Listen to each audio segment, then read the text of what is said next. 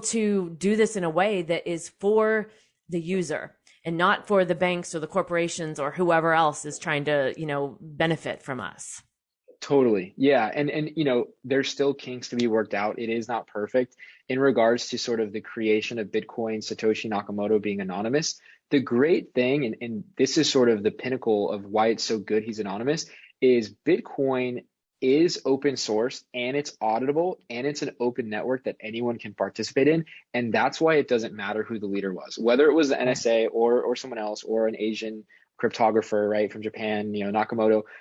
At the end of the day, the code speaks for itself. It's now open source. It's auditable. And so there is no like hidden backdoor. He can't come back and go, oh, JK, time to turn it off, right? It's totally open. Right. And when you mention, living free in this, theoretical unfree world, right, is what we're going to see now is crypto has given power back to the people where now we can hop on planes and fly away. We've been able to do that for 20 years. We've been able to maybe travel and go places. Now you can bring your economic might with you.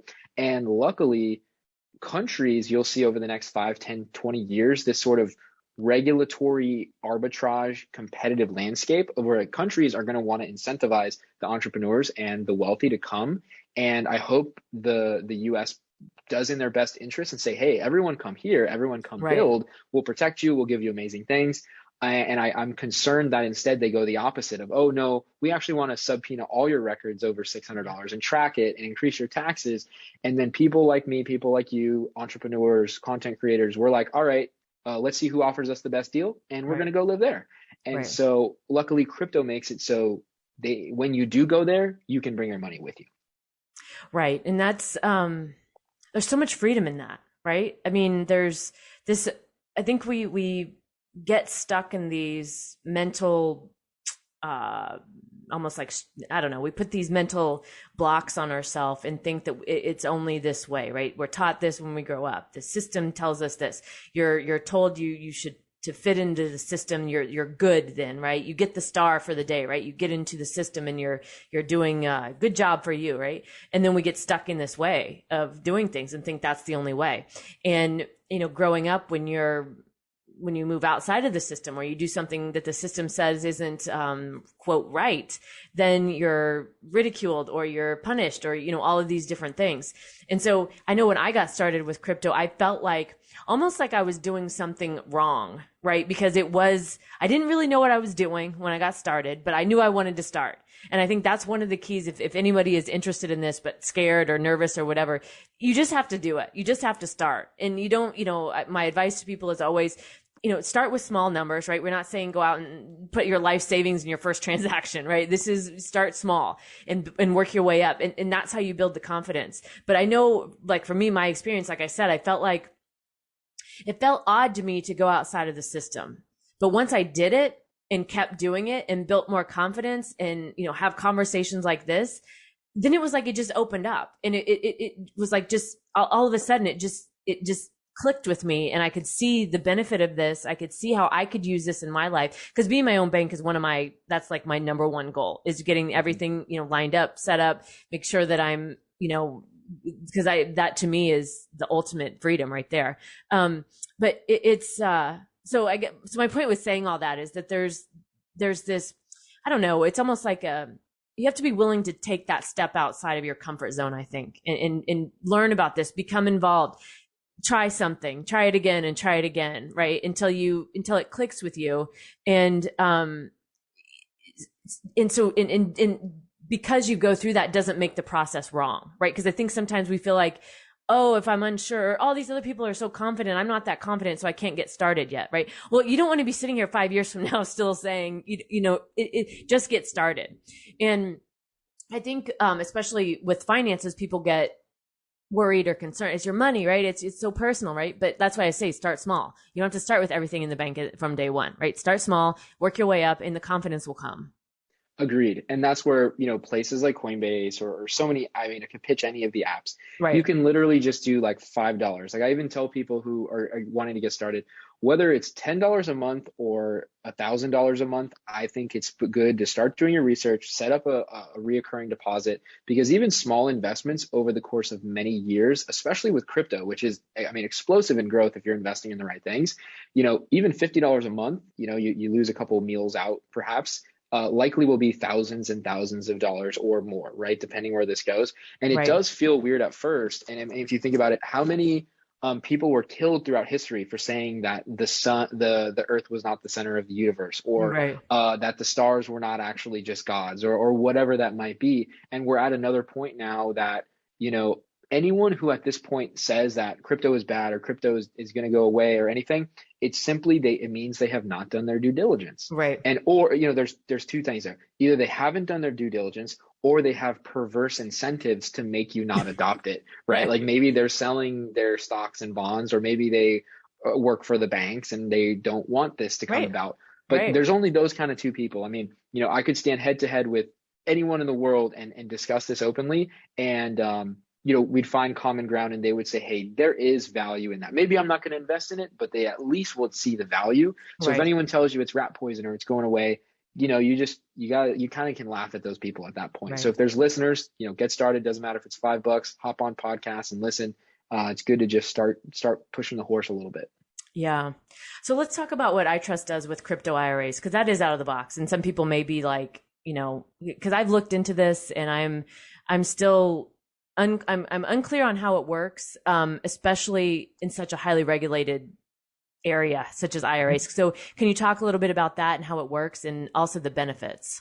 Yeah. So retirement accounts are something that have existed in America for quite a few years, whether they're 401ks or IRAs, I'll kind of segment those. So 401ks, 403bs, TSPs, there's these random things you'll hear about, and these are employer sponsored plans, right? You work for the government, you have a TSP or something like that. If you work for a private company, you have a 401k, right? And you can put away money. If you work for the schools or the public sector, you have a 403b. You can put away money, it grows for retirement account.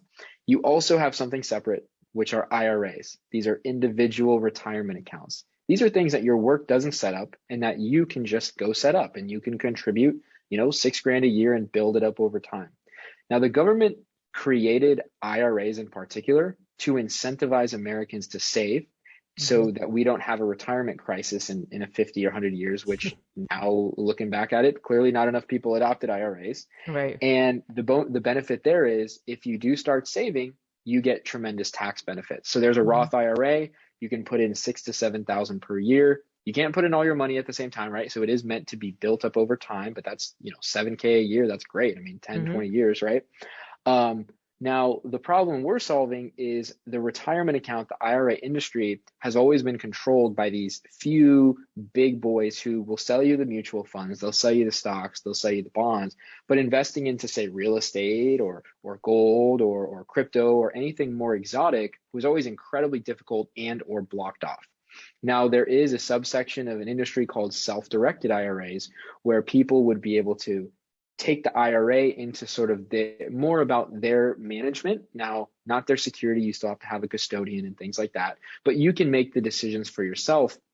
And so we're one of the first crypto retirement account companies where it's a self-directed IRA.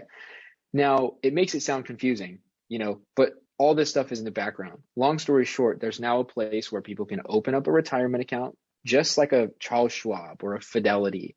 You put in an email, you put in a password, you fund it with money, you have the tax benefits, but instead of stocks or bonds or these kind of boring assets, you can just buy Bitcoin or Ethereum or Chainlink, right? And so this is a market that the demand is incredibly large.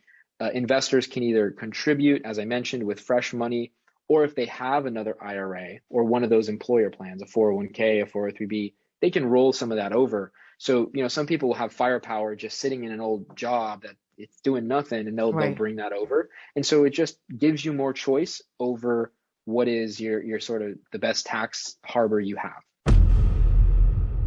Like what you hear so far? Take what you've learned and invest in yourself with the Create What You Speak Academy. Visit createwhatyouspeak.com to learn more. Now back to the show. I have a self-directed IRA with Vanguard. And so that's one of the things that I've been concerned about is anything can happen with that, right? They could flip a switch and decide that, you know, I don't know, anything, right? Anything is possible. We see this all the time. And so, but I'm like, so what do I do with my 401k? I can't, obviously I'm not going to cash it in, right? And take a 40% penalty and, deal with all that and stick it under the bed, right? That's not a good, thing to do. But with the with what you're talking about with investing in crypto, so I could take a chunk of that money from my Vanguard IRA, move it into crypto. And then that's another almost, you know, I guess hedge against everything going on, right? It's in another, asset essentially that has its own, and especially in this one we don't have the, what do you call that when it's like the market influences, or I don't know when The correlation between the current market. yeah. And so I get, so when you do that, then are you investing in, is it only investing in Bitcoin? Do you have a selection of crypto to invest in? And how would someone pick? Does your team help people do that, or how does that work? Yeah, good question. So, you could take a portion of that 401k or IRA from Vanguard and roll it over. So now say you have half at Vanguard, it's probably sitting in stocks or bonds. And now you have half at iTrust Capital. It arrives as dollars and it stays as dollars until you log in and make your selection, right? We Okay. have 25 plus cryptos. So that's where, we do provide sort of instruction and an overview of how the platform works and maybe light education on the assets, but we don't give financial advice. So, we do put out a lot of high quality content. So it's up to the clients, do the research. Do you feel comfortable in it just Bitcoin and Ethereum?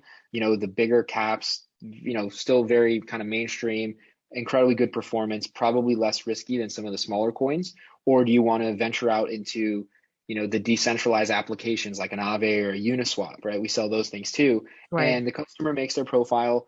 And the great thing is you're buying the real crypto assets, like the sort of bearer instrument itself. So it's stored in institutional cold storage.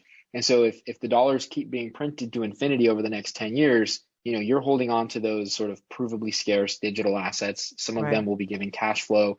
And, some people might only say, hey, I only want to buy Bitcoin at iTrust Capital for 2 years. Bitcoin's going to go to 100K and I'm going to sell and I'm going to go back to Vanguard. You can totally do that. So Right. it's sort of like a few year type of thing. I want to try it out and go back, or it's like I'm down all the way. It's very flexible. Okay. And so is it the same sort of rules with an IRA, like for example with Vanguard, where is you roll it over? Obviously you want to roll it over. You don't want to take possession of it and then, deal with the tax implications of that. But is it the same with, you can't cash it in, right? Or you would get the penalty. Is it pretty much the same rules? It's just the investment vehicle is different. Is that really the main difference? Yeah. So the vehicle is the same, right? So think of it like a house, right? The rollover or the transfer is non-taxable. So there is Right. no taxable events. And now think of it like a house, right? Your house, you used to have stocks and bonds inside of it. Everything you do inside of that house is sort of tax free, but you can't take the money out and go buy a Lambo, right? You got to leave it Right. in the tax shelter. Now, instead, you're just swapping it for stocks and you're making it with crypto. You can still sell inside the IRA. So if you think, oh man, look at Bitcoin, it's 100,000. I don't feel comfortable. I just doubled my money. This is getting crazy. You can sell inside the IRA at iTrust Capital, go back to cash. There's no penalties there. The only penalties with IRAs is if you go, okay, time to pull it out and go buy And a spend it. sports car, Yeah. right? If Yeah. if you when you want to take money out, that's when you just talk to your CPA, your financial advisor, and there's sophisticated financial plans to get money out, right? It's totally normal. But you don't just go willy-nilly and just whip it Right. all out. That's Right. where you could have like a 10% penalty or something like that. Okay. And in the so within the IRA, can you also invest in stable coins that are tied to the dollar if you're maybe not wanting to, or if you see that it goes way up and then you want to kind of wait it out for a little bit, are you able to do that too? Good. This is often a very, very common question, and I always find it interesting kind of being so deep in the industry. So stable coins, what they are, well, there's different kinds of stable coins, but the main one that most people consider are things like USDC or USDT. What these things are is they're dollars that are installed in a bank account, and then they issue that amount of value on the blockchain. So one Hmm. USDC is worth $1 because there's $1 in the bank account. Now, this is very useful if you want to do things in DeFi, go deposit it into a smart contract, etc. But for the purposes of our platform, if you were to have Bitcoin and sell for dollars, you would now be safe in dollars. If you were to instead, though, have your Bitcoin and sell for USDC, you still have dollars, but now you actually might have more risk because you have it's built on top of the blockchain itself. So we have real